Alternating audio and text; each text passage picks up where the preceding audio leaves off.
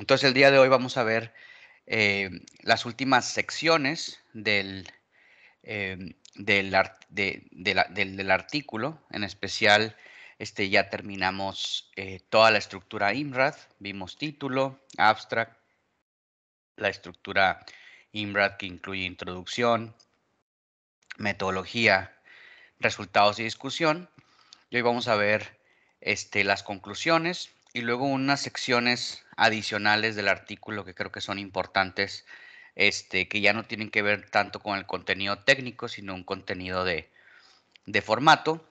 Y en la última parte de la sesión del día de hoy les voy a hablar un poquito sobre algo que creo que es muy importante cuando estamos desarrollando un artículo científico, que es la parte de las figuras y cómo reportamos los resultados. Y les voy a dar ahí a,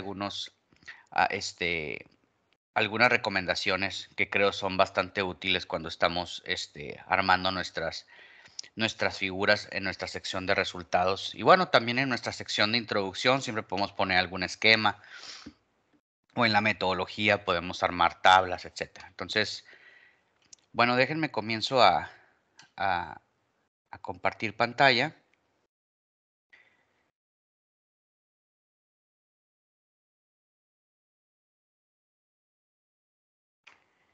Y entonces, como les comenté en la sesión pasada, muchas veces hay artículos que no incluyen una sección, hay formatos de revistas, o inclusive muchas veces es libre el hecho de poder concluir dentro de nuestra misma discusión o tener una sección de conclusión este, sola al final del artículo, ¿sí? Entonces vamos a hablar un poco sobre cómo estructurar esta sección de discusión, ¿sí?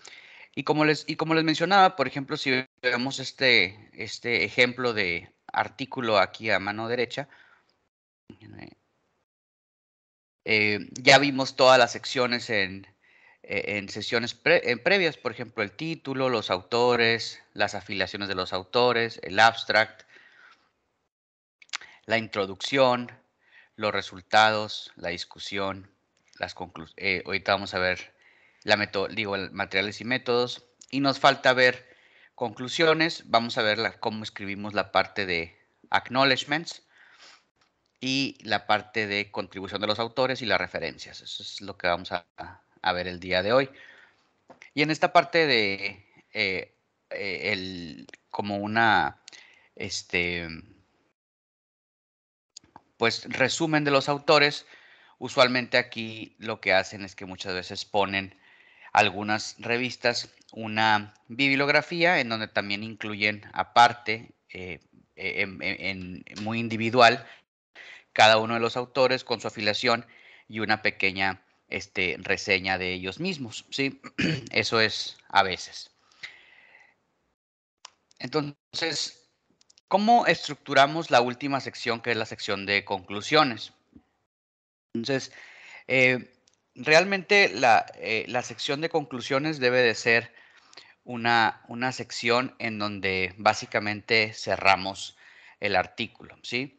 Como en una película, cuando todos los cabos sueltos se empiezan a, a- a resolver, y entonces ya cerramos con lo que queremos que el autor se lleve con lo que reportamos, ¿sí?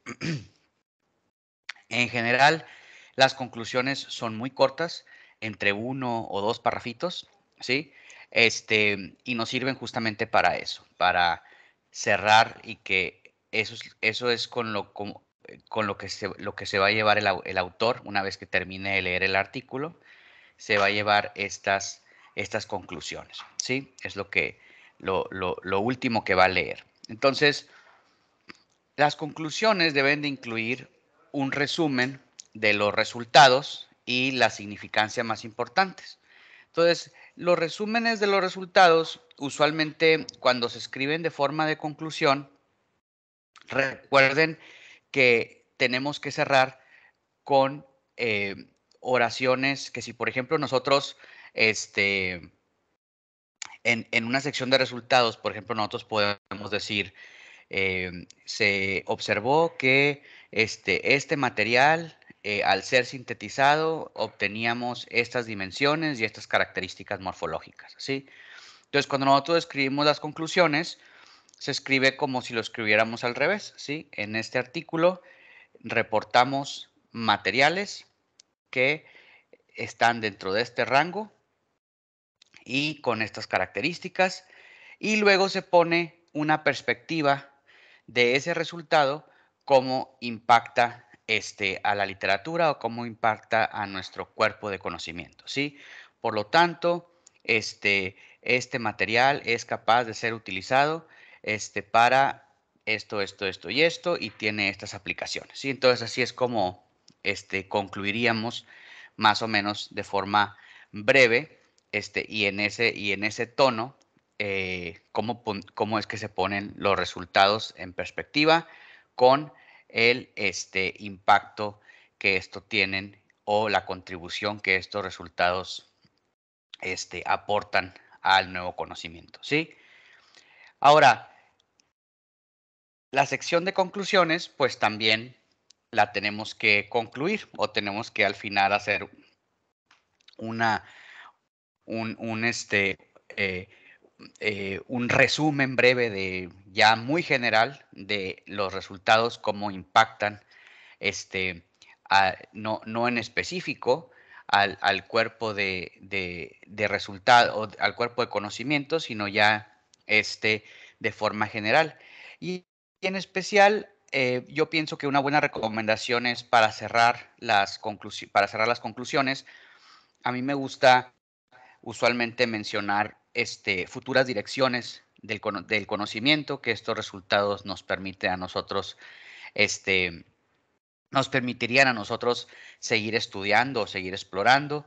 También recomendaciones, quizá a lo mejor alguna condición interesante que se pudiera explorar que no se exploró en el artículo, o algunos experimentos que se pudieran hacer.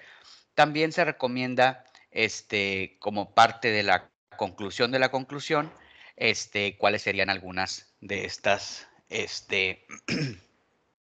perspectivas a, para seguir creciendo el conocimiento en esta línea. Entonces, yo creo que esta es más o menos, como recomendación, la estructura que debe de tener la conclusión. Se resumen los resultados. Cada uno de los resultados que nosotros queremos incluir en nuestras conclusiones, se, se menciona el impacto que estos tienen, y al final se cierra con una conclusión general del artículo, en donde mencionamos futuras direcciones, recomendaciones a futuro, experimentos que no incluimos, que serían interesantes de explorar más adelante, ¿sí? Y con eso ya el autor no solamente se lleva, con una conclusión de este tipo, la persona, el lector, no solamente se lleva pues lo que ya se hizo y a lo que concluyeron los resultados, sino que a su vez también se lleva ideas de futuras áreas de investigación que pudiera explorar, ¿sí? O también futuras áreas de aplicación de estos resultados en otras áreas del conocimiento. Entonces, esta es la forma en la que cerramos usualmente el párrafo de conclusiones en un artículo. No sé si tengan alguna pregunta o comentario con respecto a esta sección.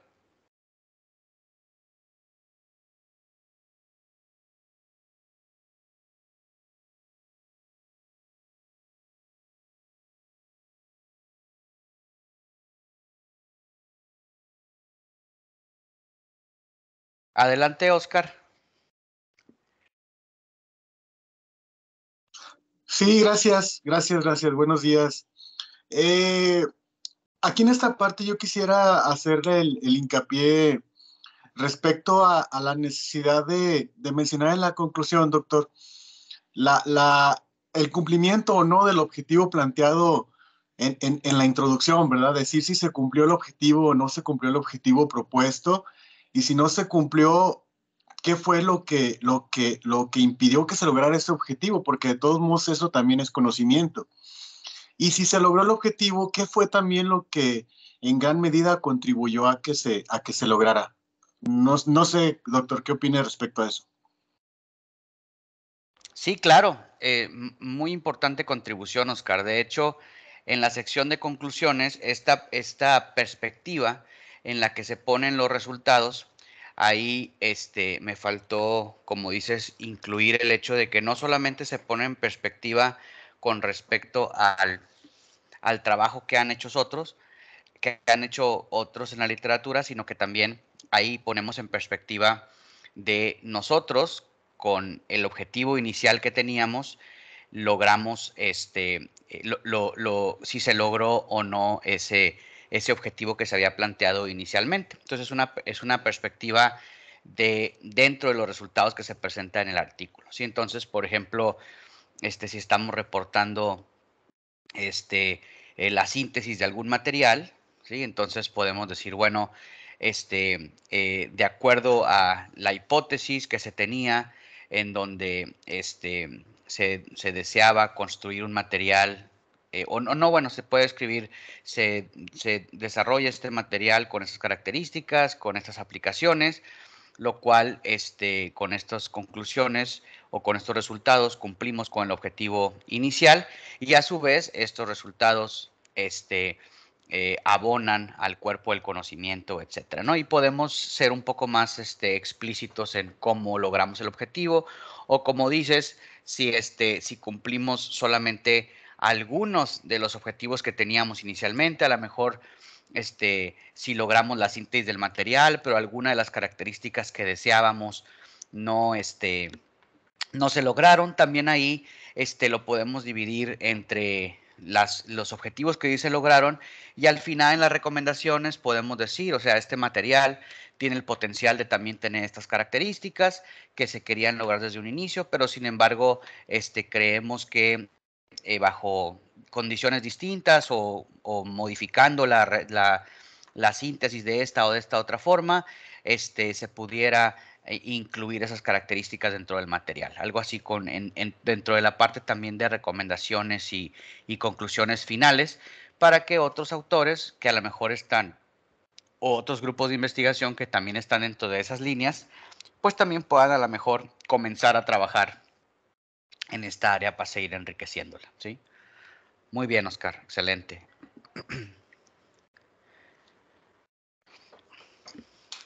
No sé si quieras agregar algo más, Oscar, o alguien más. No, todo quedó muy claro. Muchas gracias, doctor. Muy bien. Recuerden que en las conclusiones también, aunque estamos resumiendo los resultados, y estamos dando nuestras perspectivas, es también es la sección que yo creo que tiene más, que es más personal, ¿sí? Lo que tú concluyes de tu manuscrito, en general de tu investigación, y que le quieres transmitir al lector, ¿sí?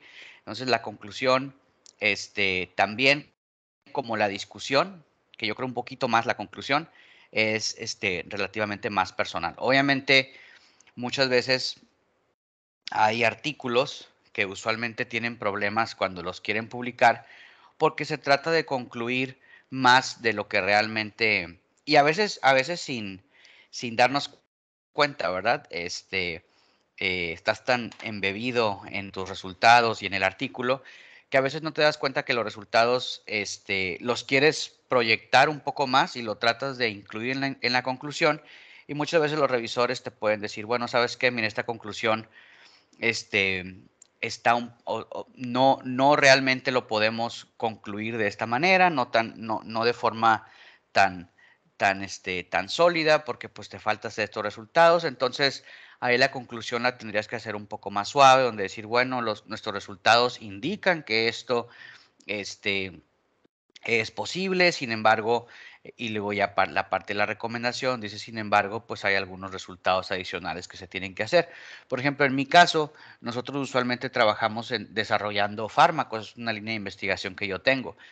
Y entonces usualmente en las conclusiones nosotros pues como el fármaco lo llevamos hasta cierto punto, ¿verdad? Por ejemplo, a veces llegamos hasta experimentación con animales, algún experimento in vivo, o a veces simplemente lo dejamos en una prueba in vitro, ¿verdad? Ni siquiera lo probamos en animales.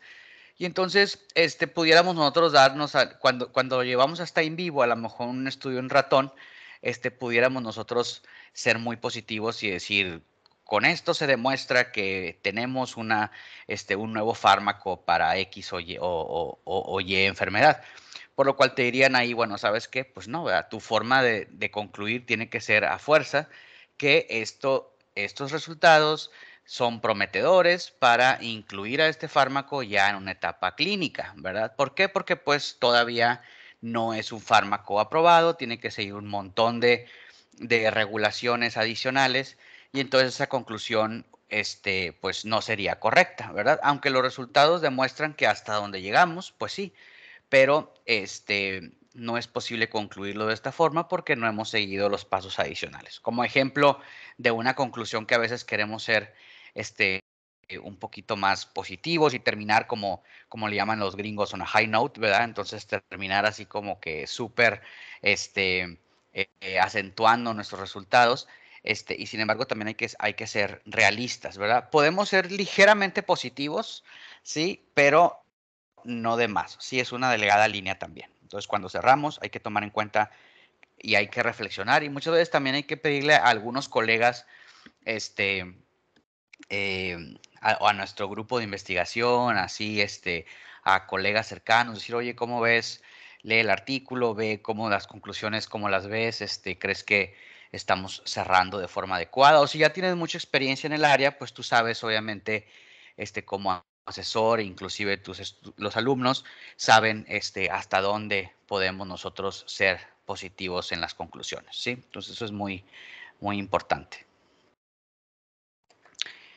Muy bien. ¿Alguna otra pregunta o comentario?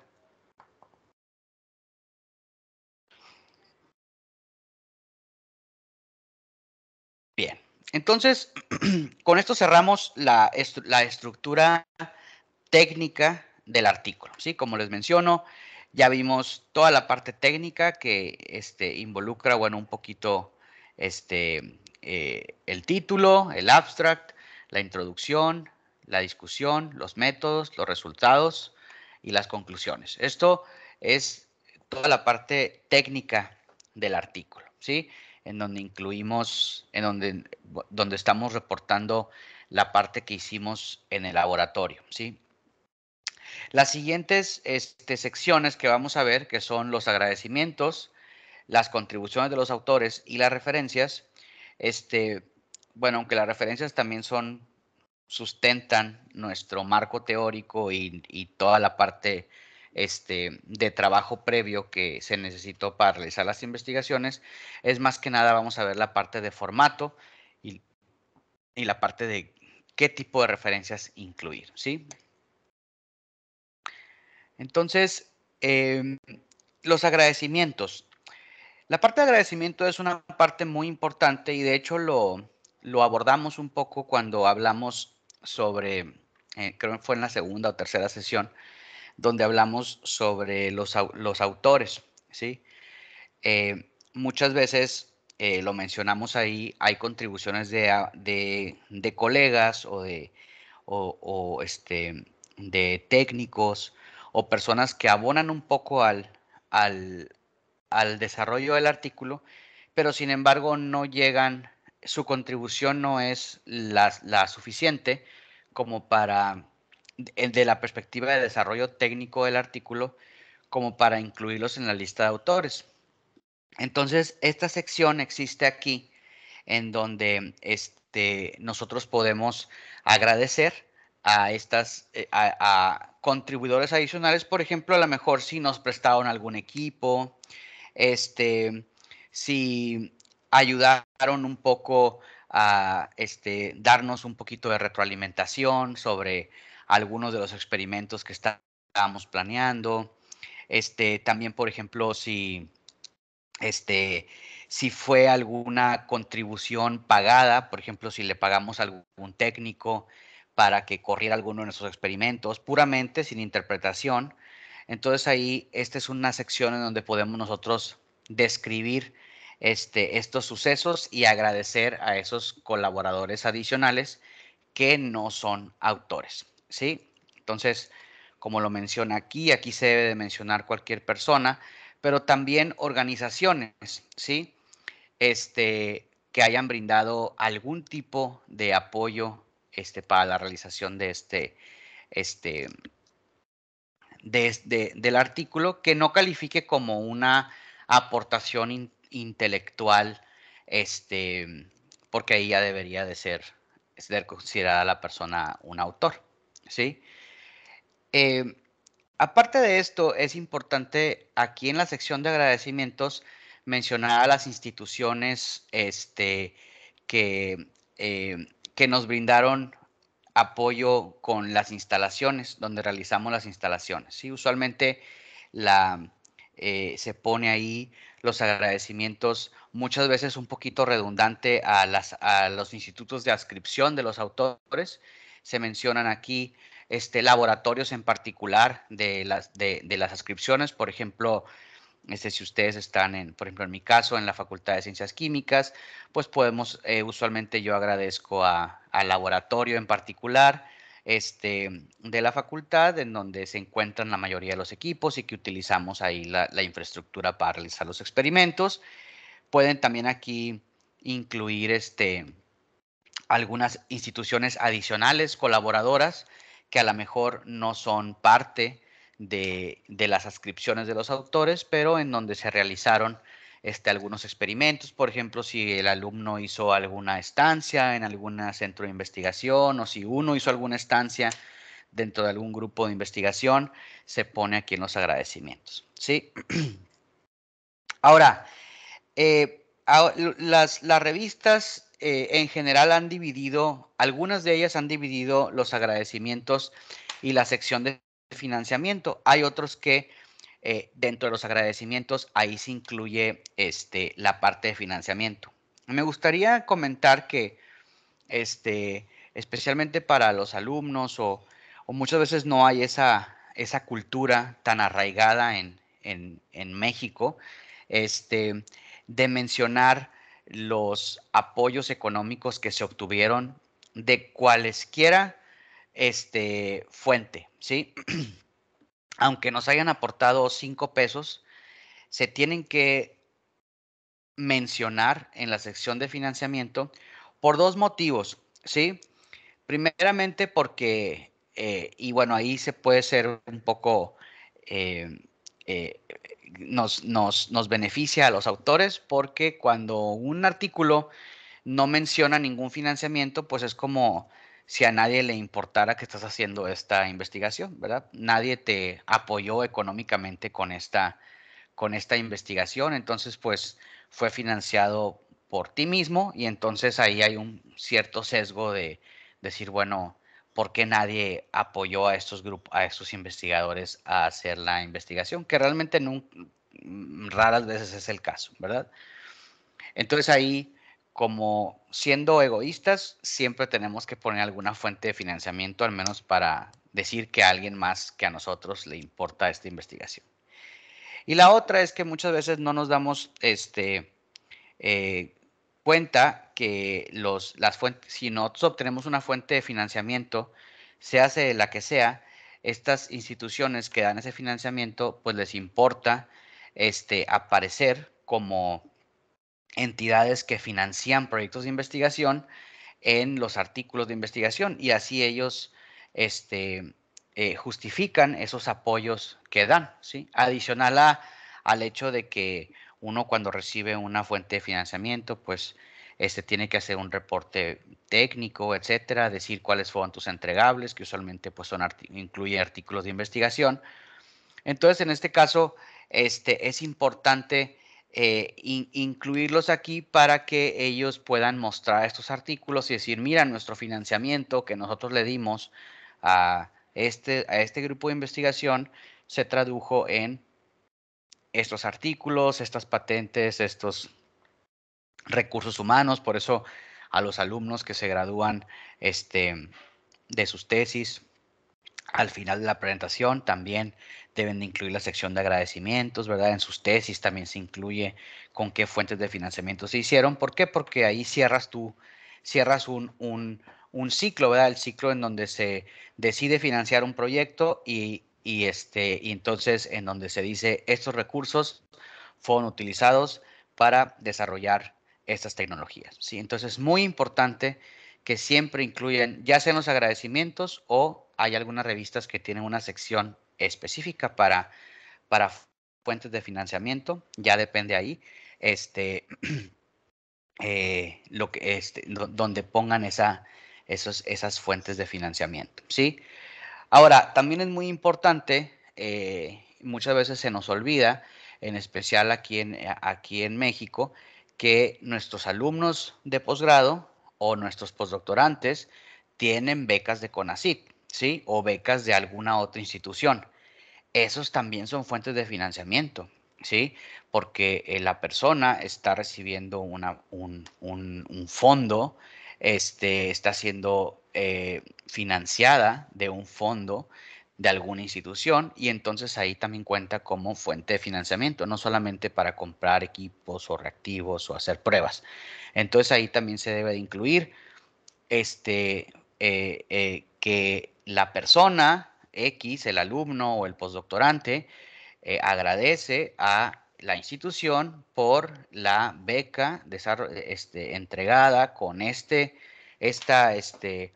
en esta convocatoria o si tiene algún número de beca, ¿sí?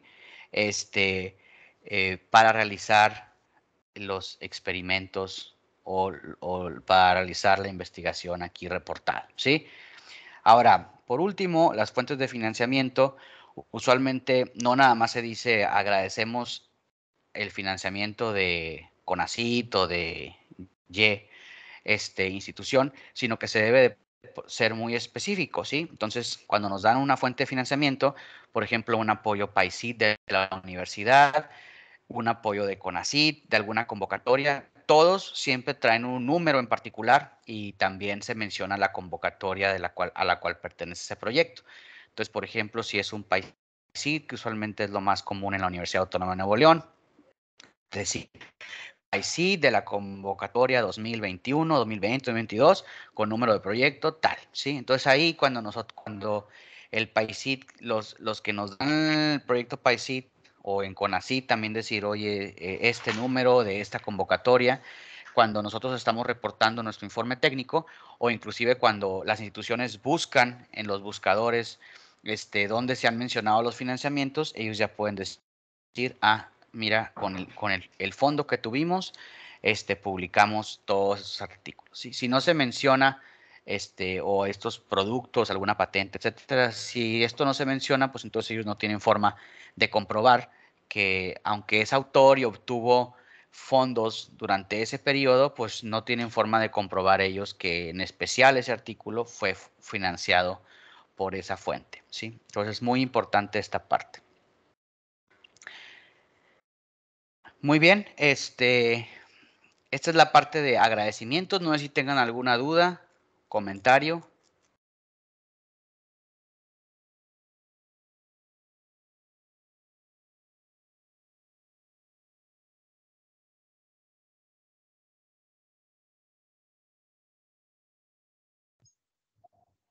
No por el momento, muchas gracias. Muy bien. Ok, entonces aquí tenemos un ejemplo, por ejemplo, los agradecimientos. Este trabajo, más o menos, usualmente es muy estándar como se escribe. Este trabajo fue posible a través de las fuentes de financiamiento de todos estos. Lo menciona aquí, ¿verdad? Y luego, por ejemplo, aquí también dice, tenemos otro financiamiento este es uno de los autores, ¿sí? Que también lo financiaron a este autor, ¿sí? Después, por ejemplo, este investigador en particular tiene una fuente de financiamiento dentro de la universidad, entonces también ahí se menciona esa fuente de financiamiento que tiene el autor principal.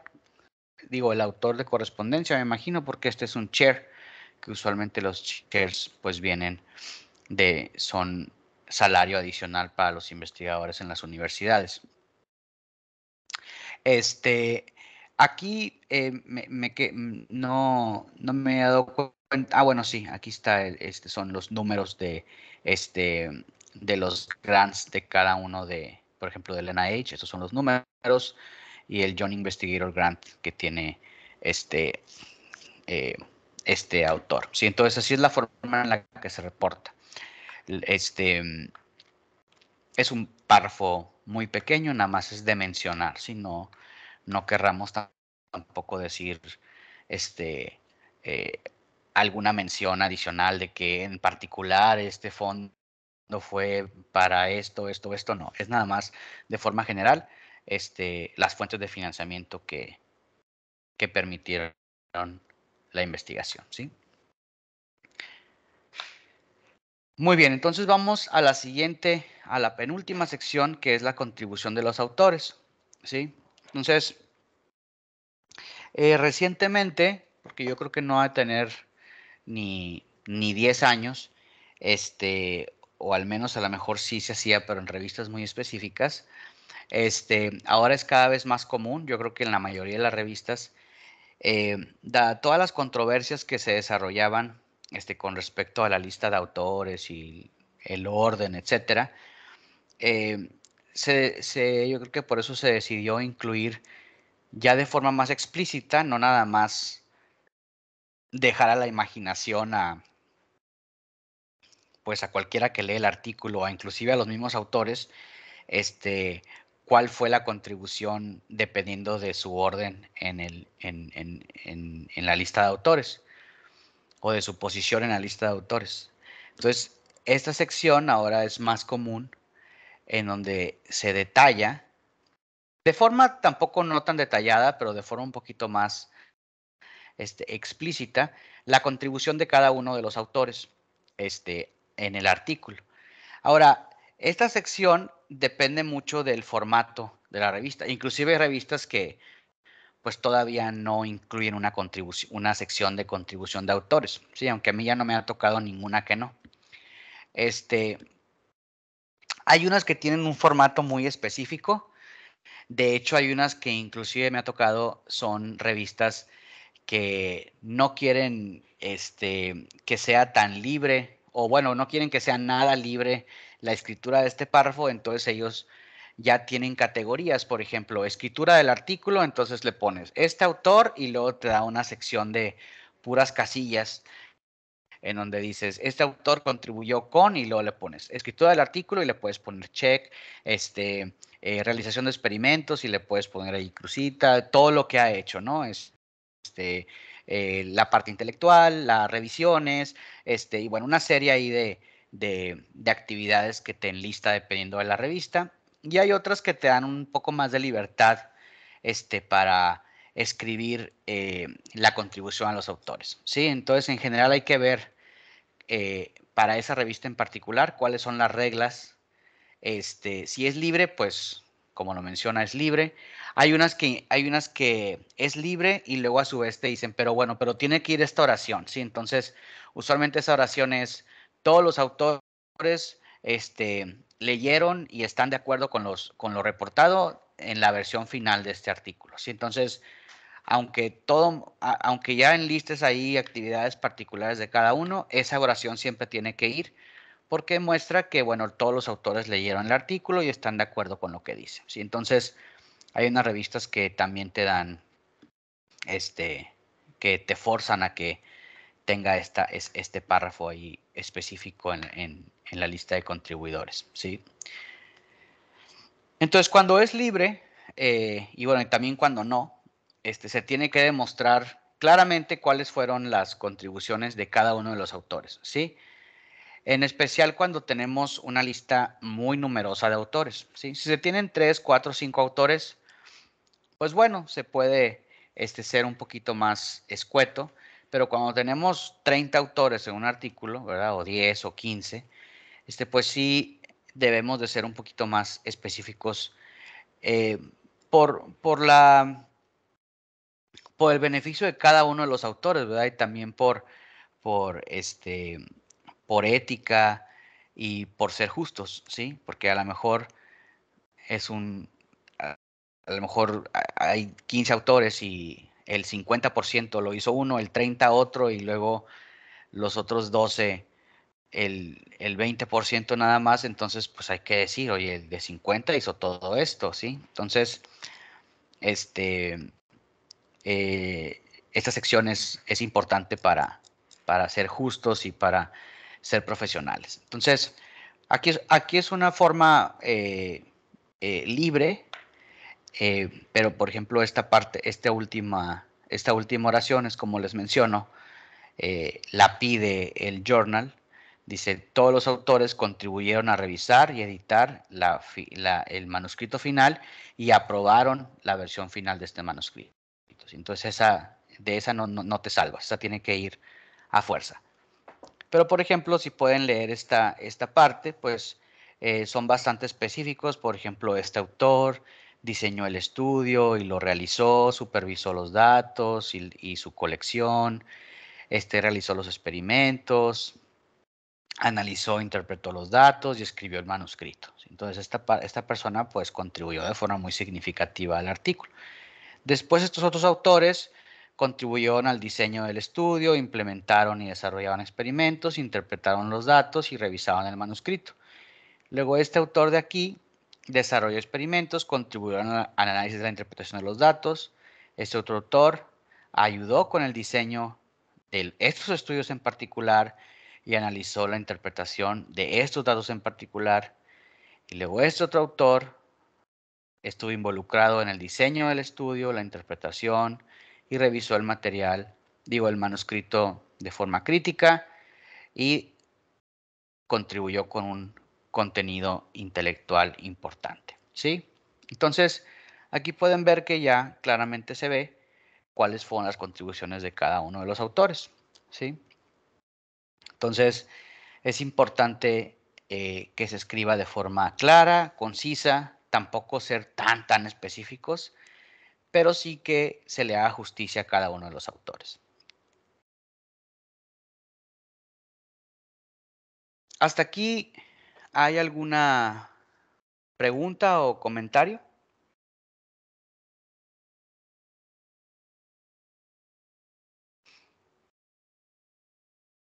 Doctor, buenos días. Yo nada más tengo por ahí un comentario.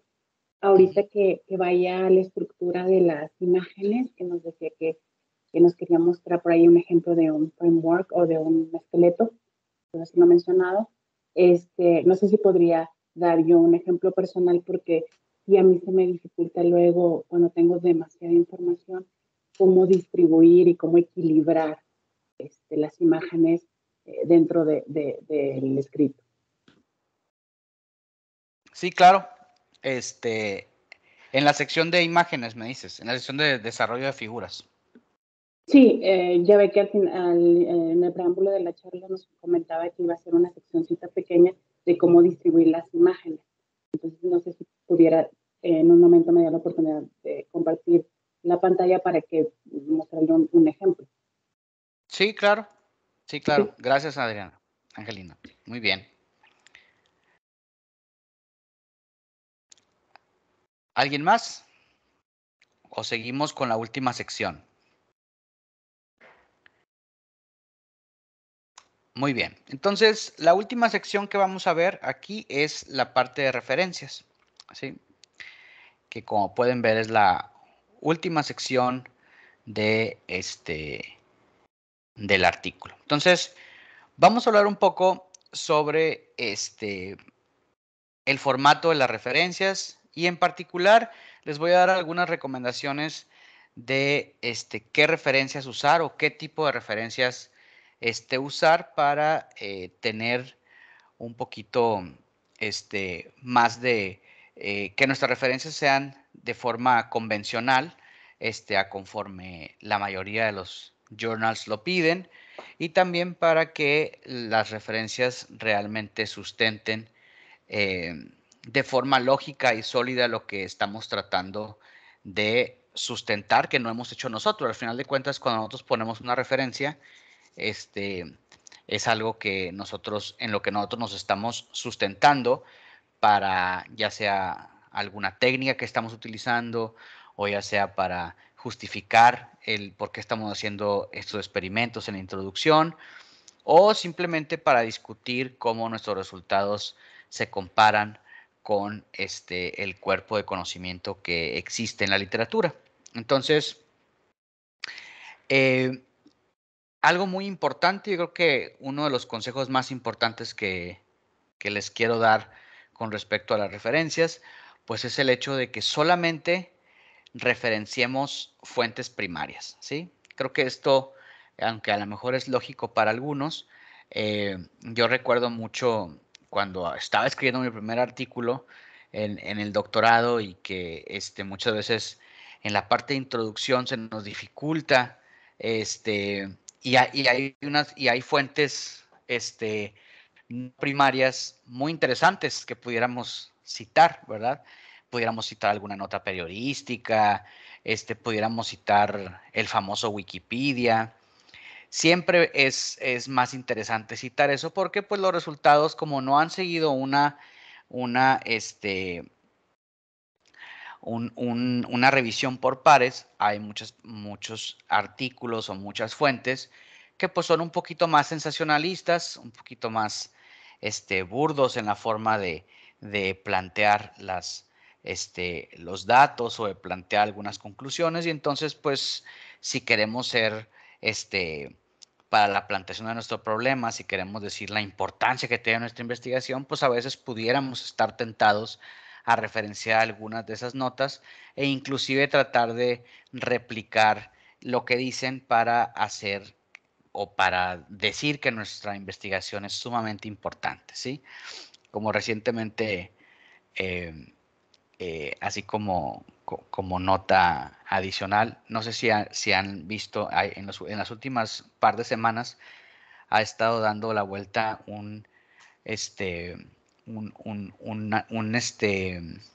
pues según esto es un artículo que todavía, bueno, ya después me enteré que todavía no ha sido revisado por pares y que tiene este, muchas problemáticas en su metodología experimental, pero dicen que ya el 90% del plancton de todos los mares se, se, este, pues se ha terminado. Entonces imagínense que tenemos ya nada más el 10% del plancton que teníamos anteriormente, que nuestros mares están muriendo. Entonces, bueno, obviamente tenemos una problemática climática fuertísima, pero en todos estos datos sensacionalistas, pues hacen que, imagínense, vuelvan virales todas estas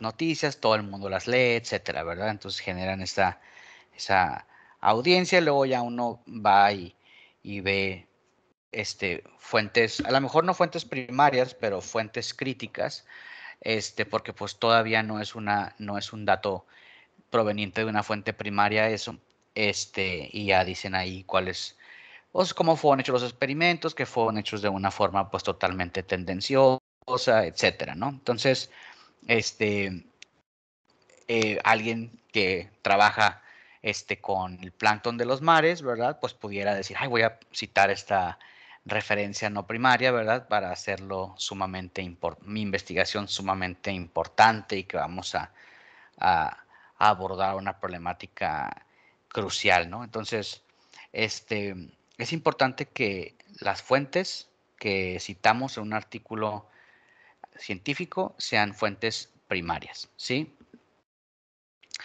Al menos que sea alguna fuente sumamente necesaria. A veces, por ejemplo, podemos citar algunos boletines de, por ejemplo, de la Organización Mundial de la Salud o del Instituto del INE o algunas organizaciones que a lo mejor no son fuentes primarias, pero son instituciones que sacan boletines y datos interesantes y datos, pues que son de una fuente confiable. ¿Sí? Entonces, pero cuando citamos notas periodísticas o algunas fuentes no primarias, tenemos el riesgo de que inclusive por eso ya el revisor diga, no voy a publicar esto, es una persona que no tiene absolutamente ninguna experiencia en la escritura de artículos y mucho menos en investigación. ¿Sí? Entonces, traten de no caer en esa tentación, ¿sí?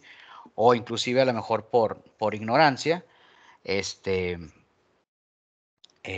citar, inclusive pueden citar Wikipedia, ¿verdad? Y muchas veces Wikipedia tiene todas las fuentes primarias, pero ustedes citan la página para tratar de citar una fuente primaria, la página de Wikipedia, y entonces ahí pierden credibilidad, aun y cuando es un dato real de donde se basó Wikipedia o alguna otra fuente o alguna nota periodística, ¿verdad? Las notas periodísticas a veces pues describen los resultados de alguna fuente primaria. Entonces es importante que citemos a la fuente primaria, ¿sí? Hay veces que también estamos tentados eh, inclusive hay veces que sí se salen con la suya los autores en donde, no sé si hayan leído algunos artículos donde dicen esto, basado en estos resultados y luego que le ponen entre paréntesis todavía no publicados, ¿verdad? Entonces, pues estás usando como referencia un cuerpo de conocimiento que todavía no ha sido aprobado por pares, ¿verdad? Entonces, en la mayoría de las revistas está prohibido decir eso. Si no lo has publicado, inclúyelo aquí. Si no, pues no lo puedes basar como, porque recuerden que las referencias pues son el sustento de tu investigación. Si tú te estás sustentando en una fuente no primaria o en una fuente que todavía no has publicado, pues entonces tu sustento es muy débil, ¿sí?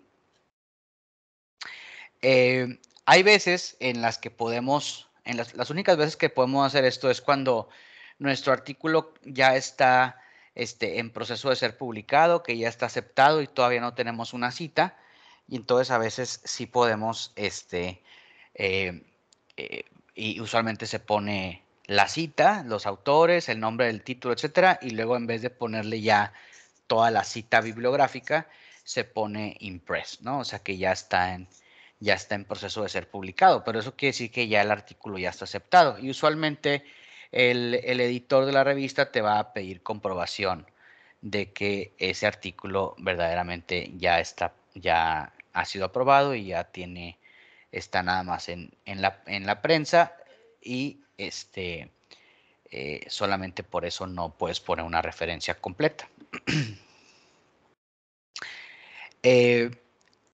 Realmente también es algo que a mí me molesta mucho y no sé cómo las revistas no se han puesto de acuerdo, así como con el DOI, ¿verdad? De que bueno, ya homogenizamos todos los autores, ahora somos ya un número con el DOI, ¿verdad? Ya no somos los nombres que pueden variar, etcétera. Pero entonces, todos los artículos tienen alguna forma de citar sus referencias, ¿sí? Y entonces, muchas veces esta es la sección que tiene más errores por eso. De hecho, siempre que nos llegan las pruebas de Galera, que son las pruebas ya cuando ya se ha publicado un artículo, en mi experiencia siempre es donde más me hacen observaciones, ¿sí? De que esta referencia no la pusiste en el formato que nosotros te pedimos, a esta referencia le falta esta información, etcétera, ¿sí? Entonces, aunque no es así de suma importancia al inicio del proceso de revisión, ¿sí? De hecho, muchas veces, inclusive las revistas le ponen atención a las referencias, al formato de las referencias, porque las referencias siempre las checan, especialmente los revisores cuando les interesa alguna técnica o quieren cerciorarse de que algo se hizo correctamente, siempre ven tus fuentes, pero no tu formato, sino que ven de dónde estás sacando la información. Por eso la importancia de incluir siempre fuentes primarias, ¿sí? Pero en la sección de referencias, el formato siempre es en donde hay una mayor cantidad de errores, ¿sí? Entonces hay que ser cuidadosos. Yo sé que a veces es mucho trabajo, porque por ejemplo, si mandamos un artículo a una revista y no nos lo aprueban, pues entonces cuando lo queremos mandar a otra revista, muchas veces pues es todo un rollo cambiar el formato de las referencias al nuevo formato de la nueva revista. Aunque fíjense que ahora últimamente he visto cada vez más revistas que al menos en la primera vez que mandas un artículo, es formato relativamente libre, o sea, en cuestión de las referencias, en cuestión de este, es, o sea, cosas así muy, muy de formato, ¿no? O sea, que por ejemplo, si tienes que incluir X o Y sección antes o después, este, ellos hacen una evaluación primero, porque muchas veces, especialmente en las revistas de cierta calidad, como reciben muchos artículos y muchas veces ni siquiera mandan a revisión el artículo, sino que simplemente te dicen que no, pues no es de su interés publicar en esa área del conocimiento o que tus resultados son muy específicos y esa revista es una revista para este, eh, investigaciones un poco más generales, etcétera. Bueno, X o Y razón. Entonces no te hacen ir por lo tortuoso que es darle formato específico de la revista, sino que lo puedes someter con formato libre y luego ya una vez que ya lo mandan a revisar y todo y que ven que te van a dar la posibilidad de publicarlo ahí, ahora sí ya se enfocan en el formato, ¿sí? Pero bueno, eso ya depende de la revista que lo están mandando. Esas revistas usualmente te dicen, sube nada más un PDF, ¿sí? Entonces, el PDF con todas las imágenes, todo, súbelo y te le damos una primera revisión.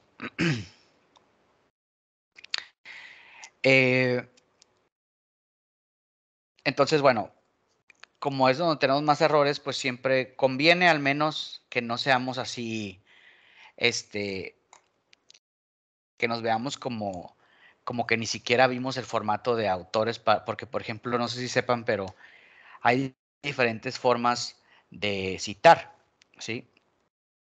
Por ejemplo, las dos más distintas es la referencia por números o por letras y la referencia por orden alfabético. Entonces, por ejemplo, las referencias por números o letras, usualmente lo que dices es, bueno,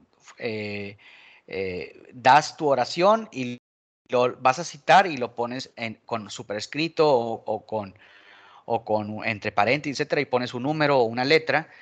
Y entonces, tus referencias van en orden de alfabético, pues, en orden de aparición, ¿sí? O sea, por ejemplo, es 1, 2, 3, 4, pues entonces la referencia 1 va primero, la referencia 2 va segundo, etcétera. O A, B, C, D, la referencia A va primero, etcétera, ¿no? Pero por ejemplo, hay otra forma completamente distinta en donde no pones número ni pones una referencia a la referencia, sino que lo que haces es que pones el nombre de los autores y el año entre paréntesis o corchetes. Entonces, por ejemplo, dices X oración y luego pones entre corchetes Pérez 2021, ¿no? Entonces, en ese caso, las referencias al final se enlistan en orden alfabético, ¿sí? Entonces, cuando tienes ese tipo de revistas y tú mandas tu, tu, tu artículo con un referenciado por números o letras, entonces ahí sí ven como que, oye, este es completamente, no leyó para nada nuestra sección de autores para ver cómo referenciamos, ¿sí? Pero, por ejemplo, en su mayoría, cuando es por referencia de la referencia, lo que cambia es si el número va en superescrito o el número va entre paréntesis o el número va entre corchetes, etcétera, ¿no? Y luego ya se enlistan las referencias en orden de cómo aparecen en el artículo, ¿sí? Entonces aquí, lo que les menciono aquí yo. Eh, Ahora, también cuando estamos referenciando, ¿sí? Es importante que la referencia debe de aparecer exactamente después de la oración que nosotros queremos citar. Por ejemplo, en esta oración, ¿no? Dice, hemos examinado el método digital de esta técnica para acceso múltiple satelital, para comunicación de acceso múltiple satelital y por esta otra técnica, ¿no? Digital Mobile Radio Telephony. Entonces, y lo pones 1 y 2, en donde 1 es para esta técnica y la 2 es para radiotelefonía, ¿no? Entonces, esta forma es incorrecta porque aquí, pues, aunque estás diciendo esta oración, no estás diciendo cada una de las referencias a qué estás citando. Entonces, aquí tendrías que irte a cada una y ver qué es lo que está aportando a esta oración. Entonces, la forma correcta de citar sería, hemos examinado este método mediante esta técnica que ya está reportada aquí y esta otra técnica que ya está reportada acá. ¿Sí? Entonces, esto es muy importante, ¿sí? De hecho, por ejemplo, se da mucho en las introducciones, ¿no? Por ejemplo, si dices, eh, se ha demostrado que este material tiene aplicaciones en el sector farmacéutico, alimenticio, bioenergético. Entonces, donde ese material tienes la referencia en donde tuvo aplicaciones farmacéuticas, ahí va la referencia. Entonces pones, este material tiene aplicación en el sector farmacéutico, referencia. Bioenergético, referencia. Alimenticio, referencia. ¿Sí? No todo al final. Ahí es la forma correcta de referenciar. ¿Sí? Y como un par de recomendaciones adicionales con respecto a las referencias, traten siempre de incluir referencias actuales de los últimos 5 años cuando es necesario, ¿sí? Especialmente en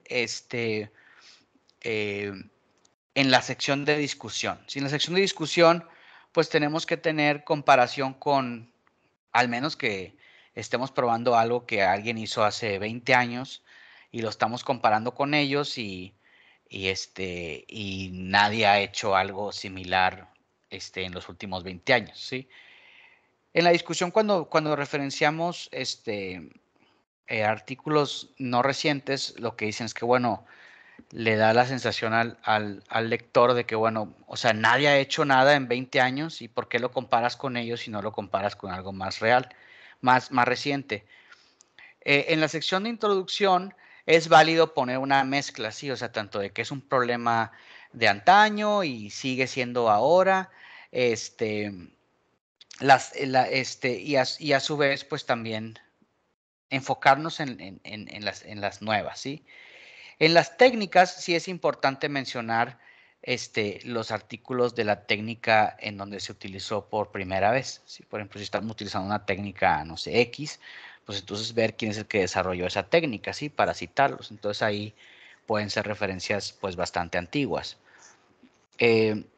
También les recomiendo mucho que cuando vayan ustedes a publicar en una revista X o Y, traten de incluir referencias de esa revista, solo por estrategia, ¿no? O sea, cuando vamos a publicar una revista y no incluimos ninguna referencia de esa propia revista, pues hay dos focos rojos. La primera es, pues la revista te va a decir, oye, ¿quieres publicar aquí?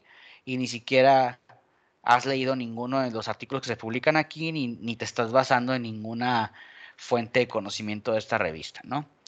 Y dos, también puede ser que si estás intentando referenciar algunos artículos de esa revista y no encuentras nada, pues quiere decir a lo mejor que esa revista no es lo más apropiado para publicar tu artículo, ¿sí? Porque pues dentro de tu línea y dentro de lo que necesitas para soportar tus artículos, tus resultados y tu intro, y tu discusión, pues no hay artículos que se hayan publicado dentro de esa revista. Entonces ahí es un foco rojo de decir, bueno, quizá esta revista no es la más adecuada para yo publicar aquí, ¿sí? Este artículo esta temática en particular, ¿sí? Entonces, no les estoy diciendo que incluyan muchas, pero sí incluyan algunas referencias importantes que se han publicado en esa revista, ¿sí?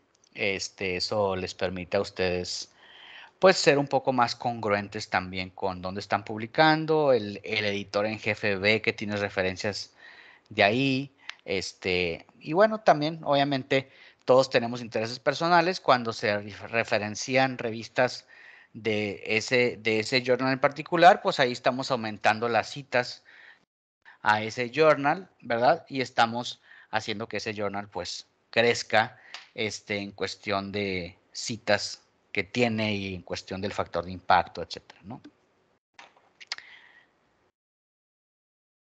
¿Alguna pregunta o comentario? Doctor, existen plataformas como por ejemplo Mendeley que nos ayuda, que nos facilita mucho la organización de las citas y de la estructura, porque como usted bien comenta, es muy insufrible estar en cada journal cambiando todas las referencias y luego aplicas a otro y volverlas a cambiar si es molesto, como usted lo comentaba o lo apuntó.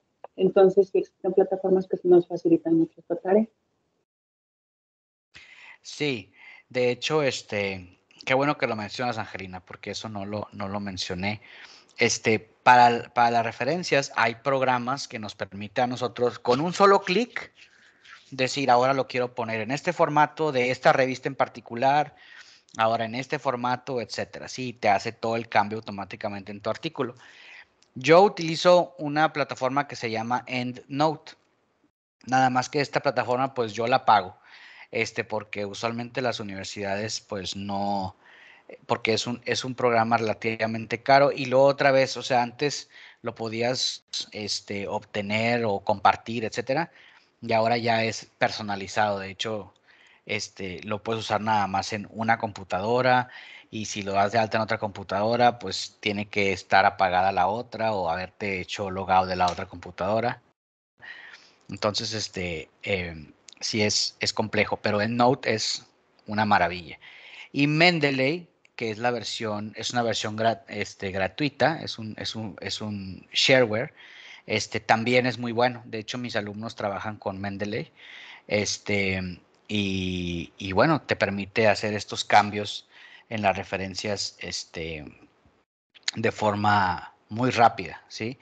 Y de hecho también algo muy padre de las referencias es que ahora si ustedes utilizan Google Scholar, y podemos hacer un ejercicio la semana que entra, si ustedes utilizan Google Scholar, bajan la referencia automáticamente de Google Scholar y automáticamente se da de alta en EndNote o en Mendeley o en cualquier otra de referencias que programa de referencias que tengan, y luego ya nada más pueden referenciar y automáticamente se da los formatos que se requieran. Ahora, muchas veces Doctor, Ujú, perdón.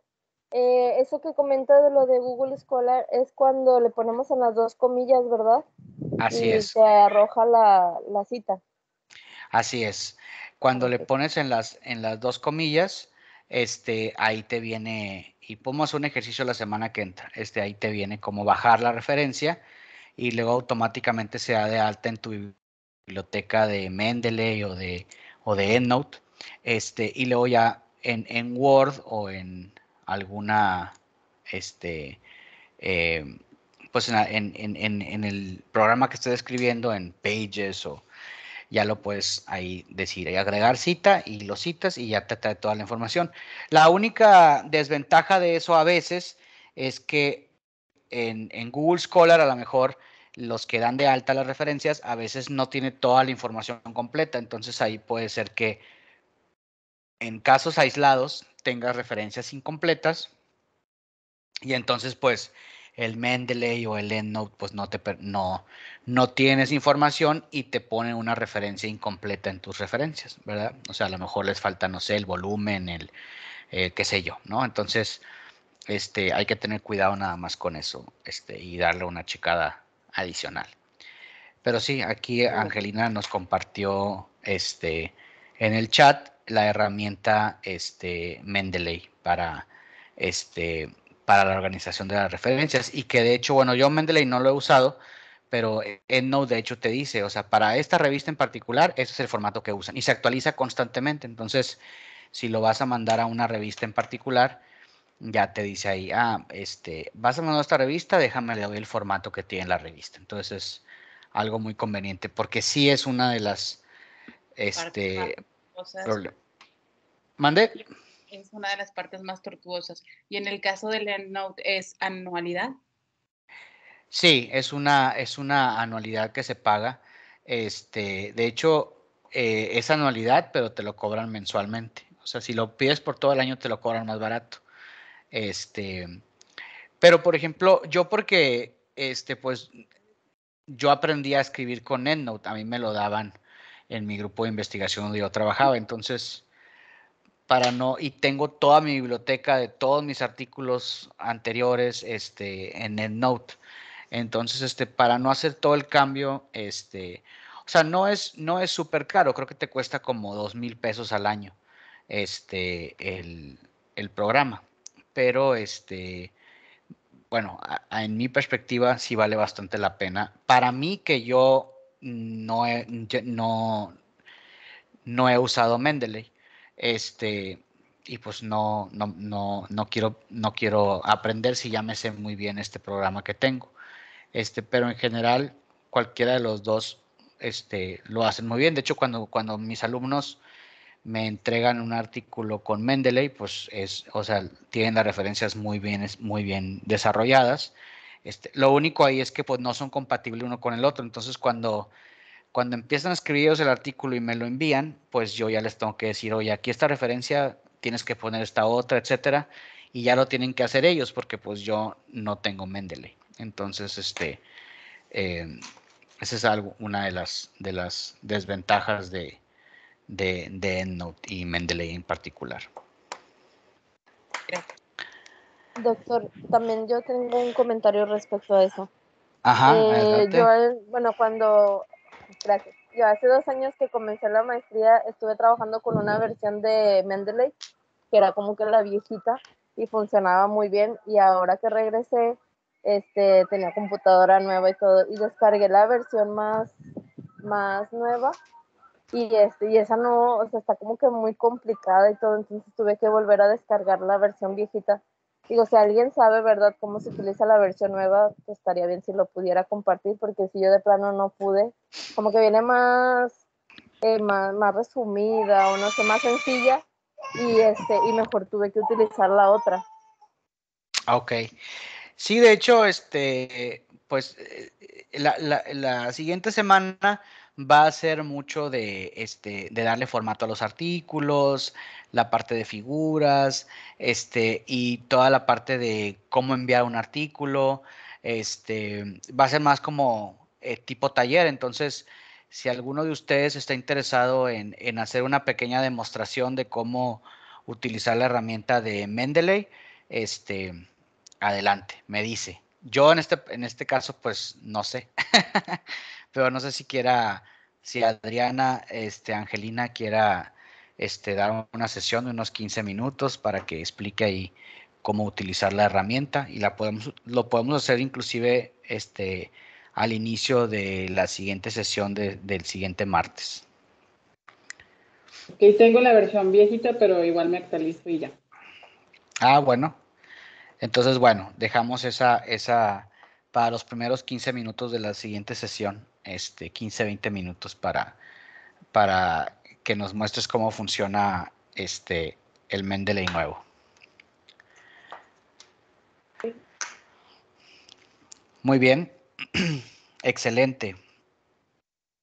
Pues entonces, en esta última parte de la sesión de hoy, que pensé que iba a ser más corta, pero se extendió un poco, vamos a ver el diseño de tablas y de figuras para ser lo más claro posibles en cuestión de la visualización de nuestros resultados.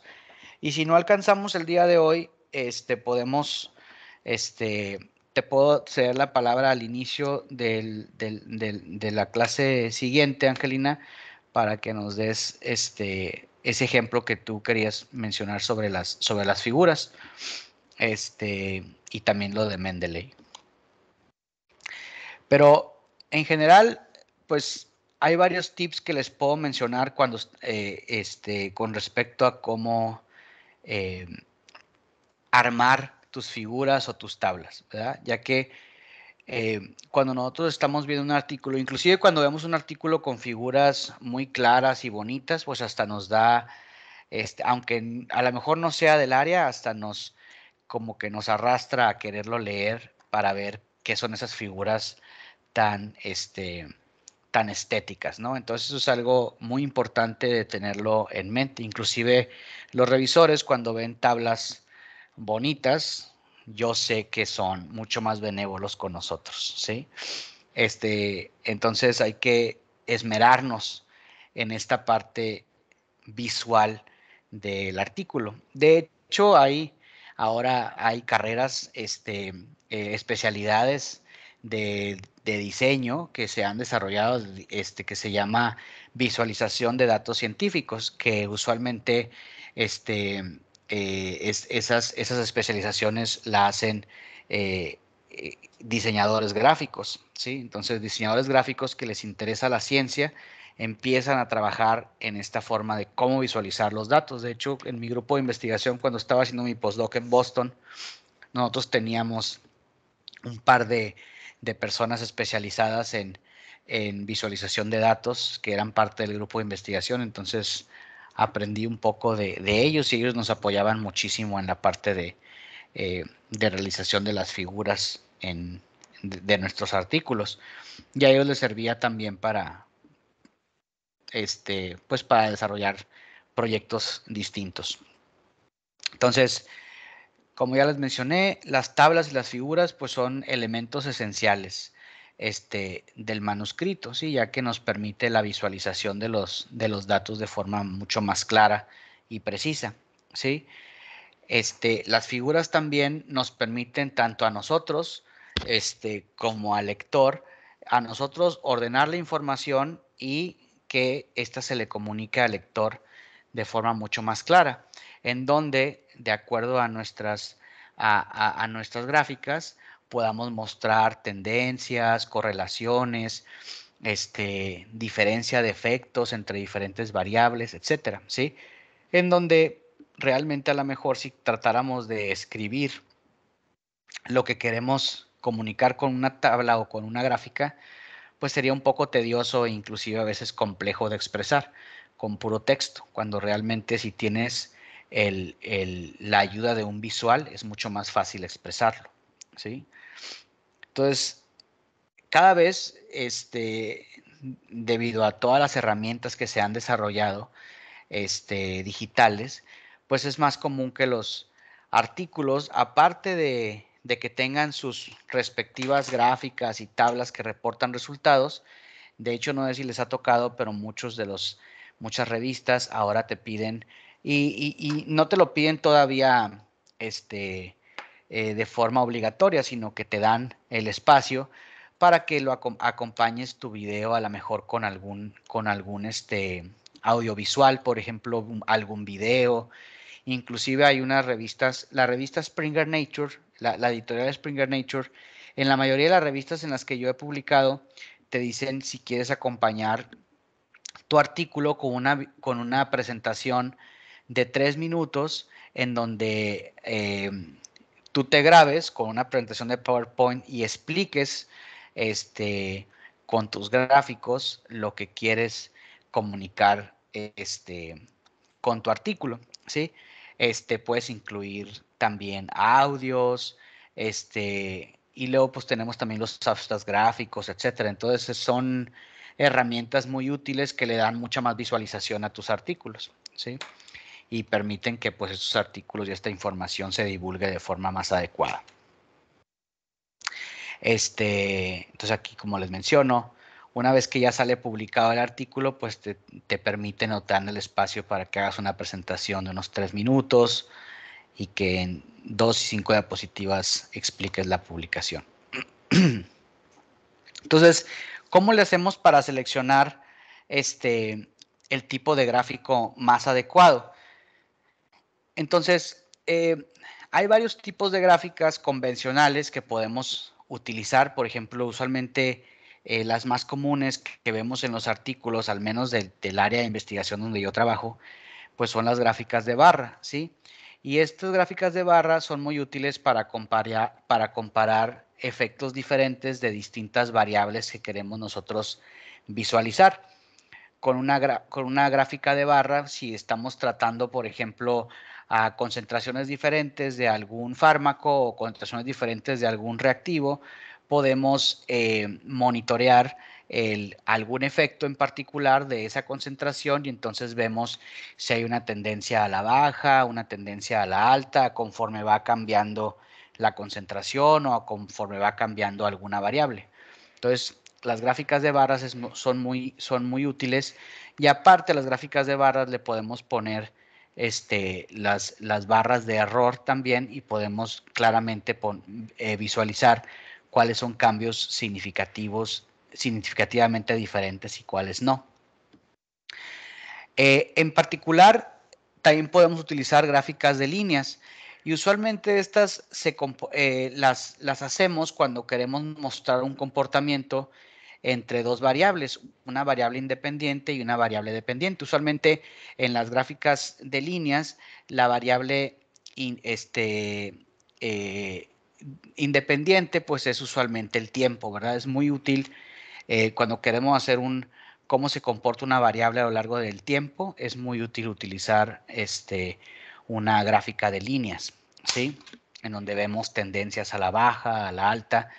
También podemos utilizarlo para concentraciones, aunque no tanto porque, pues, usualmente cuando vemos una gráfica así, vemos una cronología en la variable independiente, ¿sí? Entonces, ambas gráficas son útiles para representar tendencias. La de barras es mucho más útil y la de línea es mucho más útil para cuando tenemos una variable independiente y una dependiente, ¿sí? Cuando tenemos nosotros, también está el recurso de utilizar las gráficas de pie. Y en este caso, las gráficas de pie son muy útiles cuando estamos tratando de representar cuál es la contribución de cada una de las partes cuando tenemos una variable que es un todo, ¿sí? O es un 100%, por ejemplo. ¿Sí? Si tenemos la contribución de todas nuestras variables es un 100%, entonces podemos dividir ese pie en porcentajes para visualizar claramente cuál tiene una mayor participación que otra, ¿sí? Entonces, las gráficas de pie usualmente representan una contribución de una variable a un todo, ¿sí? Entonces, las gráficas de pie no se pueden utilizar cuando queremos hacer un orden cronológico, por ejemplo, en orden de tiempo. Entonces, las gráficas de pie se utilizan para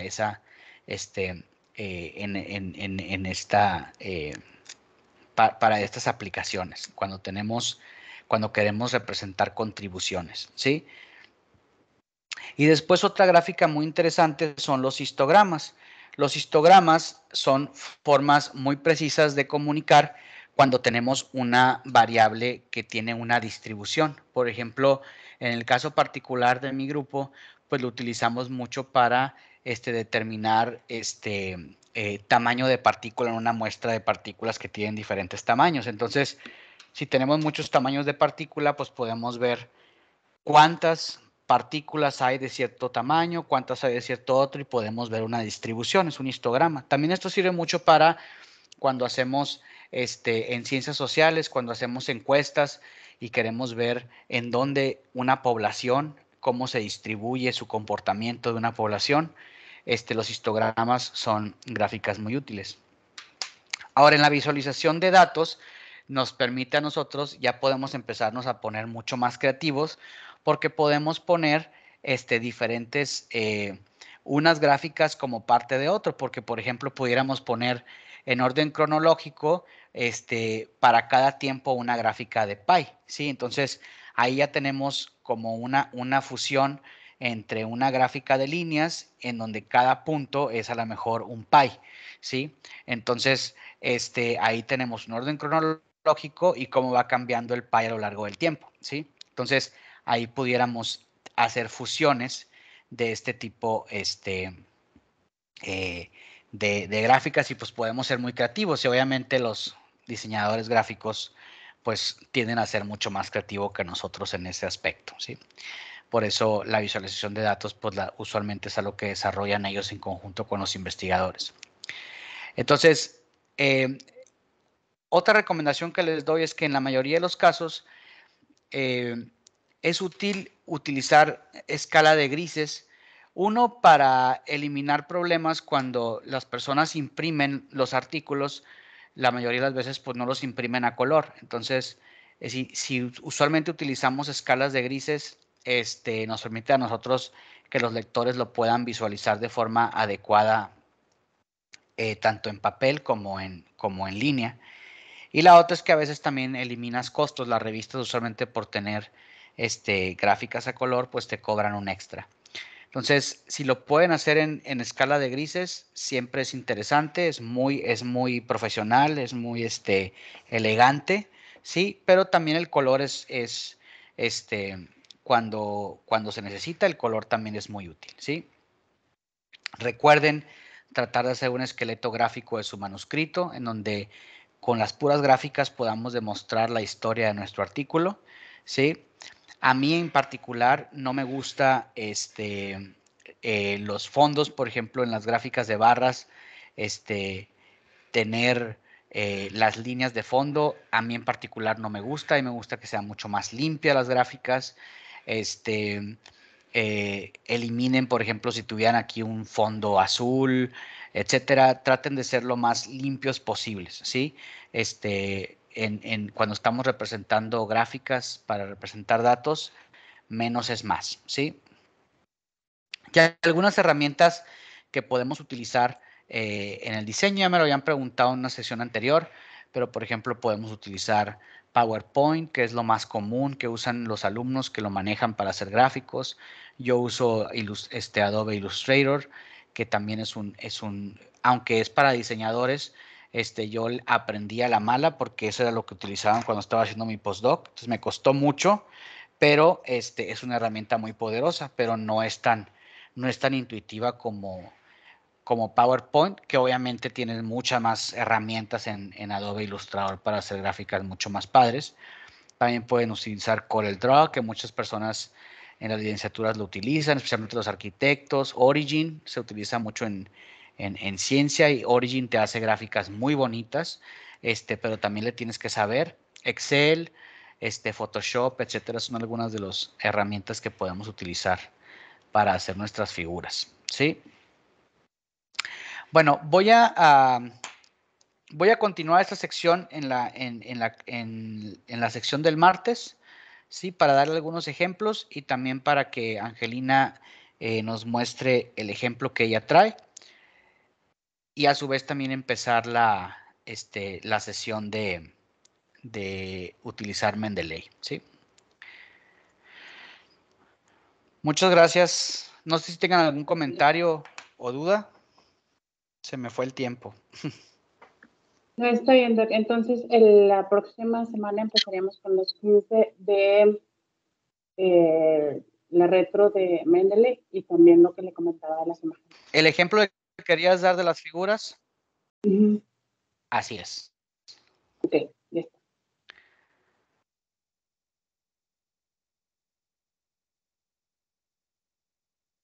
Te estás cortando un poquito, Angelina. Creo que porque encendiste tu cámara se puso un poquito lento.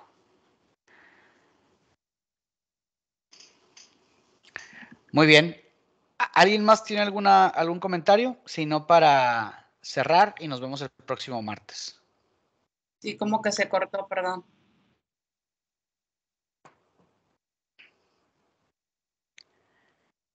Entonces, el próximo martes les doy algunos ejemplos de figuras. Nos da el ejemplo Angelina y después empezamos con la utilización de Mendeley para referencias. ¿Sale? Ok, perfecto. Muchas gracias. Muy bien, Muchas nos vemos gracias. el martes. Que estén muy bien. Gracias, doctor. Gracias, doctor. Gracias, doctor. Muchas gracias, doctor. Les agradezco. Gracias, Hasta Rubén. luego. Buen día. Buenos días.